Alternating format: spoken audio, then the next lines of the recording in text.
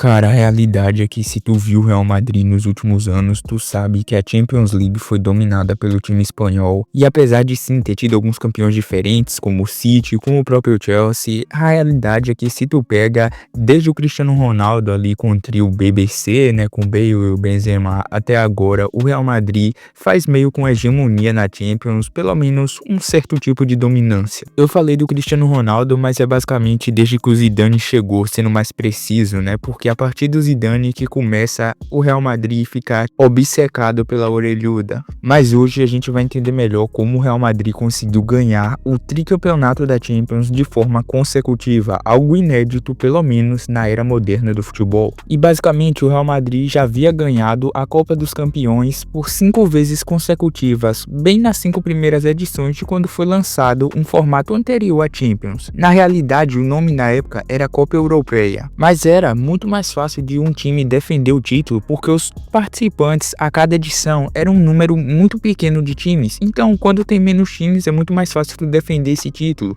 algo que ficou totalmente impraticável quando a Liga dos Campeões se expandiu para o formato atual, basicamente no final dos anos 90. E se ganhá-la já era muito difícil, imagine tu conseguir defender esse título por vários anos, seria quase uma missão impossível, até surgir Zinedine Zidane, e ele basicamente não tinha experiência como um treinador de equipes de primeira divisão. Basicamente ele assume o cargo de treinador principal do Real Madrid em 2016. E como o Real Madrid tem o hábito de contratar treinadores que possuem muito renome e que já mostraram algo para o futebol, era um pouco difícil você julgar que o Zidane iria assumir esse cargo como treinador principal do Real. Apesar dele ter muita história e ser uma lenda do clube, não é só porque ele era lenda que o Real ia colocar ele lá, tá ligado? Mas para isso a gente precisa voltar um pouco no tempo, porque é em 2013 que Zidane começa como assistente principal do técnico Carlo Ancelotti. Em 2014 o Ancelotti é demitido e o Zidane começa a trabalhar como treinador do time B do Real Madrid, onde ele fica até janeiro de 2016, quando Rafael Benítez foi demitido e o Zidane foi imediatamente nomeado para suceder o espanhol. E nessa época o Rafa Benítez já tinha muita, mas muita rejeição dos torcedores do Real Madrid, cara. Pra tu ter ideia, o Real Madrid já havia empatado com o PSG e com o Atlético,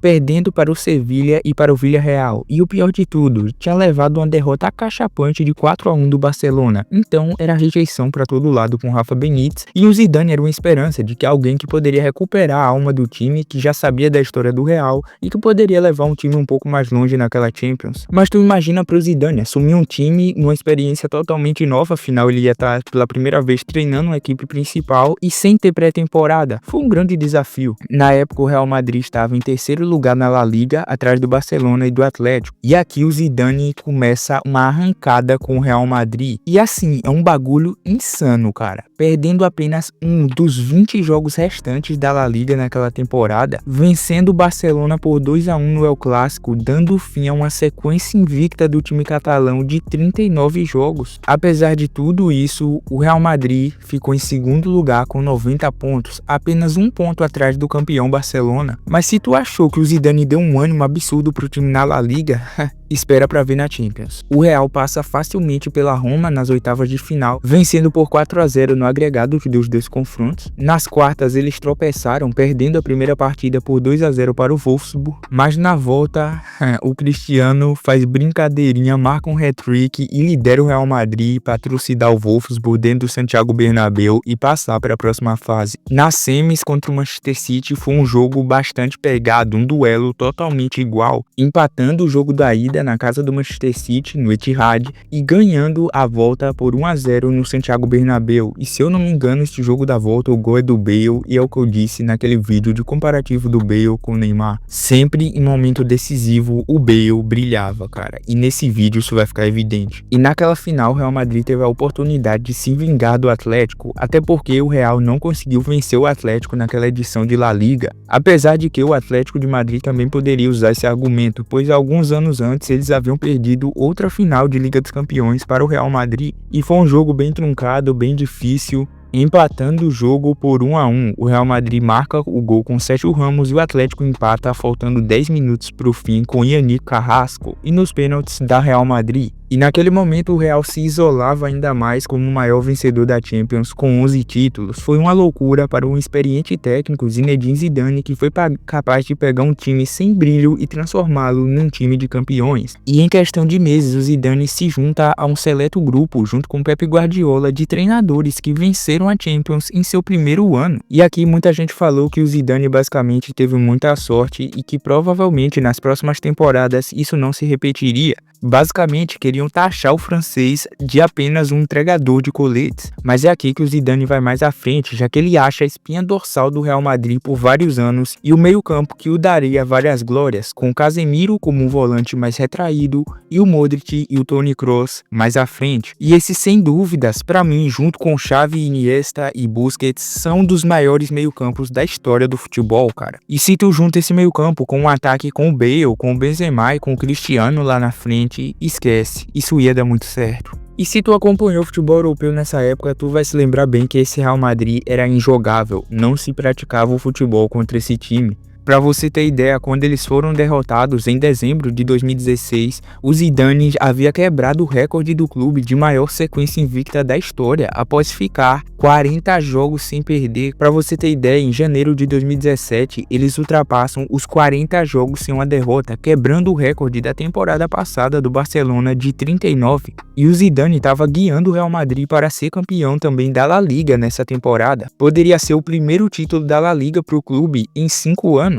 Mas eu preciso te lembrar que nesse ponto nenhum time ainda conseguiu defender com sucesso o título da Champions. Então geral já estava esperando quando o Real Madrid seria eliminado, porque não era questão de se, era uma questão de quando. E geral achou que o Bayern faria isso, mesmo sendo um jogo difícil, o Real passa na prorrogação pela equipe alemã. Muitos pensaram também que seria o Atlético de Madrid, que faria uma vingança da temporada anterior, o eliminando nas semifinais, mas o Real também vence com um show do Cristiano Ronaldo por 4-2 no agregado, progredindo mais uma vez para a final da Champions League, quando novamente geral dizia que a Juventus seria capaz de parar o time espanhol. Mas essa final se desenha mais fácil que o esperado para o Real Madrid e eles vencem por 4-1 para garantir seu 12º troféu da Liga dos Campeões e se torna o único time na era moderna a defender com sucesso o troféu da Champions. E o Zidane nesse ponto tinha se tornado apenas o segundo técnico a ganhar a Copa Europeia ou a Liga dos Campeões nas suas 2 primeiras temporadas como técnico do Real Madrid. E aqui é o ponto que geral duvida mesmo que eles vão ganhar mais um título no próximo ano consecutivo de Champions, porque era muito difícil e porque quando um elenco é muito vencedor assim, os jogadores tendem a tirar o pé, tendem a se conformar com o que já venceram, mas isso não aconteceu com esse Real Madrid. E quando a temporada começou, realmente parecia que todo mundo estava certo, porque o Real Madrid estava jogando de forma irreconhecível, era assustador ver esse time jogar. Parecia que geral tinha perdido a motivação e não estava nem aí pra nada. O time perde 3 dos seus 5 primeiros jogos de abertura da liga, não conseguindo vencer em casa e fora o Tottenham, sendo simplesmente eliminado pelo Leganés, isso na Copa do Rei. Isso aqui eu só tô te dando um exemplo de como o time estava desencaixado naquela época, o que parecia pouco provável que eles seriam capazes de defender realmente o título da Champions. E na fase de grupos, o Real vai aos trancos e barrancos e dá um jeito de passar em segundo lugar, atrás do Tottenham em primeiro. Eu sei que tu pode zoar, mas esse Tottenham era chatinho, tá? Com o Harry Kane, com o Eriksen, com o Dele Alli, era um time bom. Nas oitavas de final, o Real Madrid ia pegar uma pedreira, e não foi diferente, já que o Real cai com o PSG, e muita gente dizia que aqui seria o fim do Real Madrid, mas não foi. O Real vence por 5-2 no agregado dos 2 confrontos. E então eles pegariam a Juventus nas quartas de final. E eles passam facilmente na primeira partida, vencendo por 3-0 e o Cristiano marca um dos maiores gols da história da Liga dos Campeões. Mas a segunda partida, essa foi mais difícil. A Juventus reagiu e conseguiu 3-0 de vantagem em pleno Santiago Bernabéu. Mas é aí que no finzinho do jogo já o Benatia tá achando que tá jogando um videogame e tenta passar entre o corpo do Lucas Vázquez num lance muito louco e o Real Madrid acha um pênalti, o Buffon é expulso, o Cristiano Ronaldo marca e é um dos últimos minutos mais loucos de uma partida de Champions League. No minuto 97 ele envia o Real Madrid para as semifinais daquele ano. Mas uma coisa era clara, esse time do Real Madrid era muito instável, porque tu faz 3-0 na ida, sofre 3-0 dentro da tua casa na volta.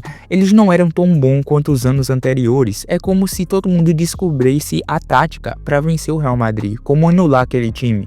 E como o time estava em terceiro lugar na La Liga, já tinha sido eliminado na Copa do Rei, não valia a pena o Zidane focar em mais nada que não fosse a Champions, então ele começa a poupar jogadores cruciais do Real Madrid para essa competição. Por exemplo, o Cristiano Ronaldo não joga os 5 dos últimos 10 jogos da La Liga daquela temporada. Era basicamente como se ele se concentrasse apenas para a final da Champions, ou melhor, semifinal da Champions, porque eles ainda tinham que enfrentar o Bayern de Munique. E mais uma vez, esse time instável do Real Madrid vence por pouco. Na primeira partida, eles vencem por 2-1 e a segunda partida termina em um empate de 2-2. Não foi muito bonito, mas foi o suficiente para enviar o time madrilenho à final da Champions. E não era apenas uma final da Champions, era a sua terceira final de Champions consecutiva. E era contra o Liverpool Heavy Metal do Jürgen Klopp. Cara, que time absurdo era esse Liverpool. Simplesmente avassalador. Pra mim, esse Liverpool dessa temporada é melhor que o Liverpool que vence a Champions da temporada seguinte. Pra tu ter ideia, esse Liverpool que chega na final contra o Real tinha perdido apenas um jogo daquela campanha da Champions. E essa final de Champions, pô, tu vai lembrar bem, o Karius falha, o Real Madrid se aproveita muito disso como um time experiente em finais de Champions